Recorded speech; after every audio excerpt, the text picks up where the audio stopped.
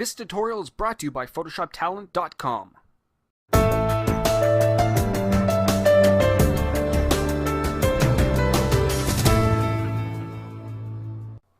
Hey there, and welcome to another Photoshop tutorial from IceFlow Studios. And in this tutorial, I'm going to be showing you a method of making eyes really stand out.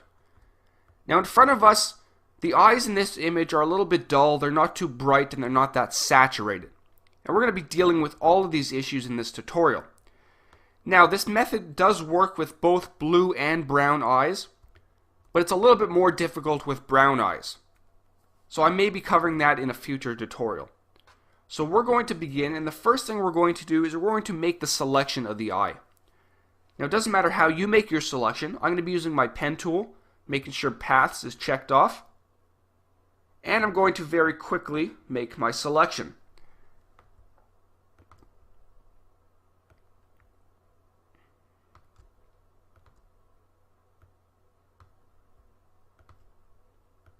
Now when you're dealing with anything in the eye area, you want a very soft selection. So we're going to feather the radius of 3.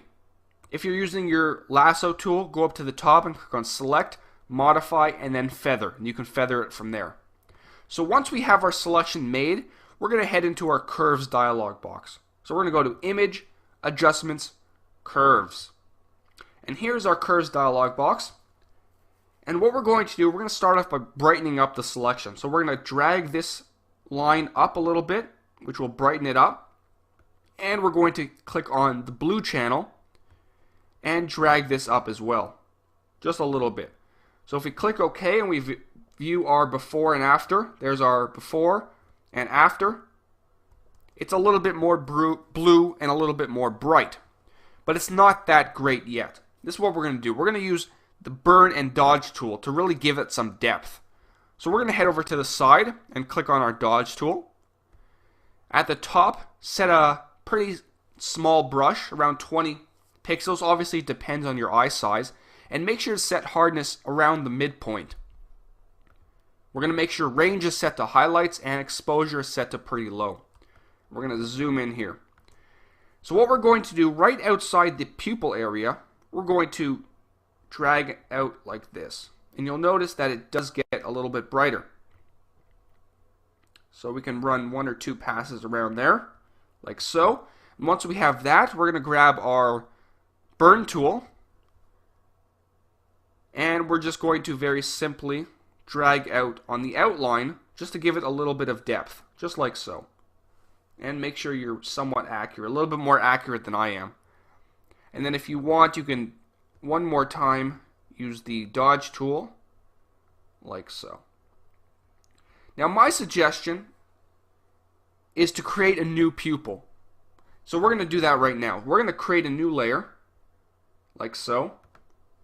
We're going to grab our elliptical marquee tool, and holding down shift, we're going to drag out the size of approximately the pupil, just like so. And make sure to feather. So we're going to go to Select, Modify, Feather, and feather it. I'm going to put it at 5 and click OK. Once that's done, as long as your background color is set to black, hold down your Command or Control key and press Delete. And we now have our new pupil, but we're missing the highlight. So we're going to create another new layer, like so, making sure our foreground color is set to white. Grab our brush tool right here. Make sure mode is set to normal. And we're just going to click. Oh, it's a little bit too... Click. There we go. And if we zoom out, we notice that the eye is a lot more effective. So if we look at our before and our after, the eye is definitely a lot nicer. It stands out a lot more. And there's a lot you can do to it. If you grab the background layer once again, we can use the sponge tool to saturate the eye just a little bit. And once again, we have our before and we have our after. So we can use this method on blue, brown, green eyes, gray eyes, whatever you want. Obviously you would do it to both eyes because now it looks a little bit ridiculous, but you can clearly see the difference.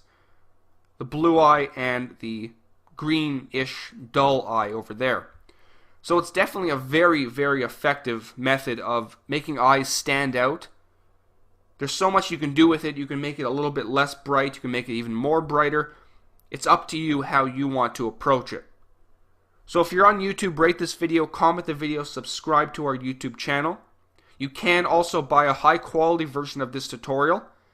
Check the description in the YouTube sidebar. And until next time, this is Howard from IceFlow Studios. Take care.